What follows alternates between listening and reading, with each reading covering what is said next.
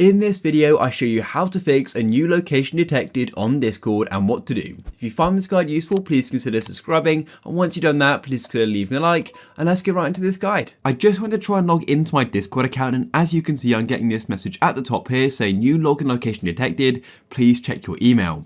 So don't worry, this basically means you've got to enter your email and password correctly, but because your IP address has changed or your network has changed, or just Discord doesn't recognize the computer you're using, it wants to go and verify that it is actually you and not a hacker trying to get into your account.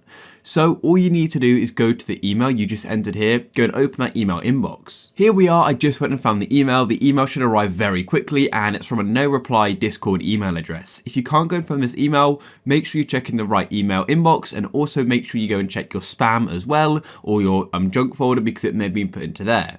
But it's going to go and say, it looks like someone has tried to log into your Discord account from a new location. If this is you, follow the link below to go and authorize this.